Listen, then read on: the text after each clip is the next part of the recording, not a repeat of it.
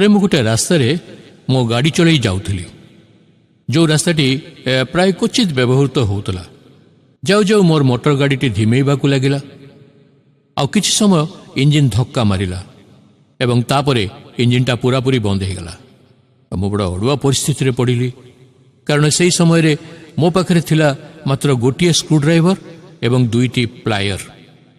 ସେଠାରୁ ଗାଡ଼ି ମରାମତି କାରଖାନା ଥିଲା ଅନେକ ଦୂରରେ। ସେଥିରେ ପୁଣି ମୋଟର ଗାଡ଼ିର ଇଞ୍ଜିନ୍ ସମ୍ପର୍କରେ ମୋର ମଧ୍ୟ ତିଳେ ମାତ୍ର ଧାରଣା ନଥିଲା। କ'ଣ କରିବି? ମୁଁ ଯାଇ ଇଞ୍ଜିନ୍ର ସମ୍ମୁଖ ହୁଡ୍ଟିକୁ ଟେକିଦେଲି ଏବଂ ଚାରିଆଡ଼କୁ ଥରେ ନଜର ପକାଇଦେଲି। ମୋର ମନେ ହେଲା ଯେମିତି ସବୁକିଛି ତ ଠିକ୍ଠାକ୍ ଅଛି। ଆଉ ସୌଭାଗ୍ୟକ୍ରମେ ମୋର ଜଣେ ବନ୍ଧୁ ମଧ୍ୟ ସେହି ସମୟରେ ସେଠାରେ ଆସି ପହଞ୍ଚିଲେ।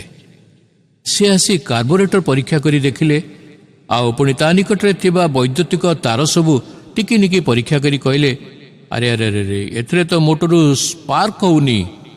ତାପରେ ସେ ଦେଖିଲେ ଯେ ଗୋଟିଏ ତାର ଢିଲା ହୋଇଯାଇଛି, କାରଣ ତା ପାଖରେ ଲାଗିଥିବା ଗୋଟିଏ ଛୋଟିଆ ପେଚ ଢିଲା ହୋଇଯାଇଛି। ଆଉ ସେଇଥିପାଇଁ ଗାଡ଼ିଟି ହଠାତ୍ ମଝିରୁ ବନ୍ଦ ହୋଇଗଲା। କ୍ଷୁଦ୍ର ଗୋଟିଏ ପେଚ ଢିଲା ହୋଇଯିବାରୁ ତାହା ଗାଡ଼ିର ଚାଳନାକୁ ବନ୍ଦ କରିଦେଲା। ପ୍ରିୟ ବନ୍ଧୁଗଣ, ଆପଣଙ୍କ ପାଇଁ ଉଦ୍ଦିଷ୍ଟ କାର୍ଯ୍ୟ ଯଦି ବିଫଳ ହୁଏ, ତେବେ ଶରୀରର କାର୍ଯ୍ୟ ମଧ୍ୟ ବାଧାପ୍ରାପ୍ତ ହୁଏ।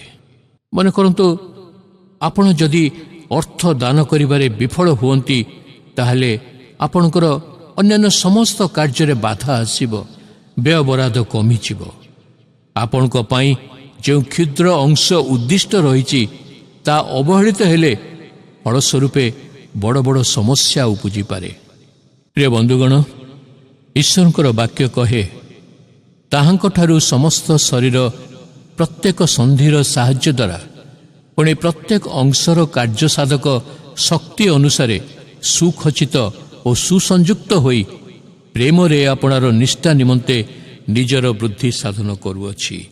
ତେଣୁ ବିଶ୍ୱାସେ କରିଛି ଆତ୍ମସମର୍ପଣ, ଦେହ ମନ ସବୁ କରିଛି ଅର୍ପଣ, ରଖିବେ ଆବରି ଏହି ମୋର ଆଶା, ସେଇ ମୋର ବିଭୁ, ସେଇ ମୋ ଭରସା।